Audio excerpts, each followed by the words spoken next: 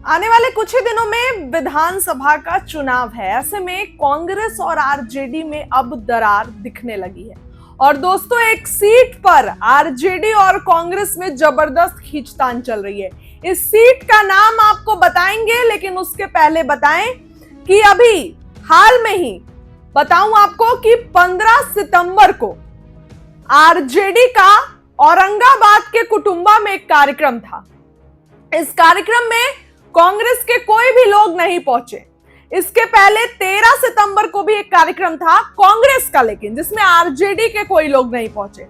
और उसी कुटुंबा के लिए, उसी कुटुंबा सीट के लिए आरजेडी कांग्रेस में भिड़ंत हो रही है। जी हां, बिहार विधानसभा चुनाव को लेकर महागठबंधन के अंदर सीट शेयरिंग का मसला गर्मा गया है।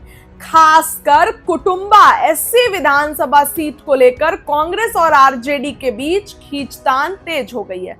कांग्रेस सूत्रों के मुताबिक आरजेडी ने इस सीट से पूर्व मंत्री सुरेश पासवान का नाम आगे कर दिया है। इससे कांग्रेस नेताओं में नाराजगी है। कांग्रेस नेता इससे नाराज चल रहे हैं।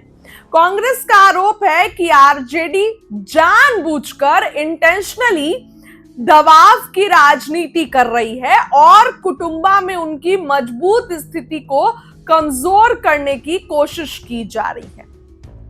दरअसल कुटुंबा सीट की अगर दोस्तों बात करें तो यहां पर कंटिन्यूअसली, मतलब एक अरसे से कांग्रेस का ही दबदबा रहा है। मौजूदा विधायक राजेश कुमार और उनके पिता 7 बार इस सीट पर कब्जा बनाए हुए हैं। 2020 के विधानसभा चुनाव में भी राजेश कुमार ने कांग्रेस उम्मीदवार के रूप में जीत हासिल की थी। मतलब इससे पहले भी जो विधानसभा हुआ था उसमें भी वो 50,822 वोट उनको मिले, जबकि रनर अप जो थे, सेकंड जो थे, वो हिंदुस्तानी आवाम मोर्चा के श्रवण भुइया को 34,169 वोट ही मिले। तो आप देखिए कि कांग्रेस ने तब 16,000 वोटों के अंतर से ये सीट अपने नाम की थी 2020 में।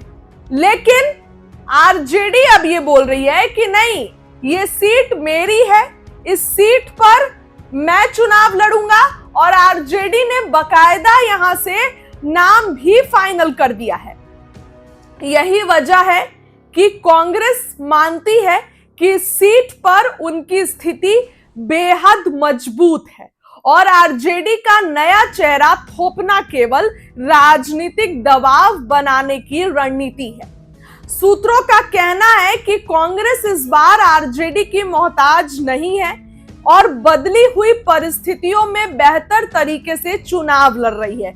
ये बातें कांग्रेस कह रही है कि हम इस बार बदल गए हैं, पूरी तैयारी कर रहे हैं, तो आपकी बातों के मोहताज नहीं है।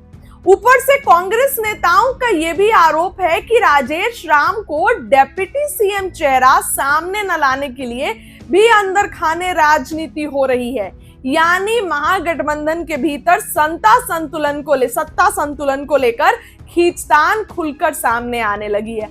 अब किसको किसको डेप्यूटी सीएम मिलेगा? मुकेश सैनी बोल रहे हैं, कांग्रेस बोल रही है राजेश राम, कुटुंबा सीट पर आरजेडी दावा ठोक दी है, कांग्रेस बोल रही है हम वहां अरसे से जीत रहे हैं। तो ये तो स्थिति है। अभी सत्ता में तो आए नहीं और पहले ही लड़ाई हो रही है। और दोस्तों, ये महागठबंधन की स्थिति नहीं है, एनडीए में भी कुछ इसी तरीके की स्थिति है। इसी बीच खबर ये भी आई है कि कांग्रेस ने इस बार बिहार की जो है वो 76 सीटों पर चुनाव लड़ने की तैयारी कर ली है।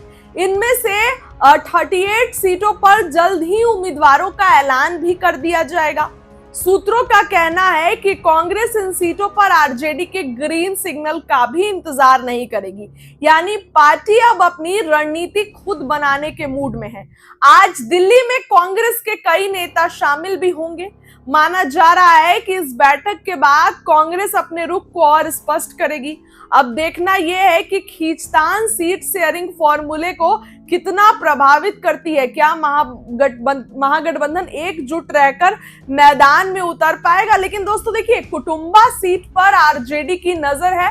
कुटुंबा सीट पर आरजेडी ने अपने प्रत्याशी भी फाइनल कर दिए हैं, लेकिन कांग्रेस ये कह रही है कि नहीं नहीं, ये तो हमारी सीट है, ये यहां से हम लगातार जीतते आए हैं। तो दोस्तों, ये कुटुंबा सीट सबसे बड़ी खींचतान का एक जरिया आप कह सकते हैं बन गया है। तेजस्वी अपनी अलग यात्रा कर रहे हैं, कांग्रेस की अलग मीटिंग हो रही है, जिस मीटिंग में पप्पू यादव भी शामिल हो रहे हैं। तो इस बार महागठबंधन में स्थिति बहुत पेचीदा है।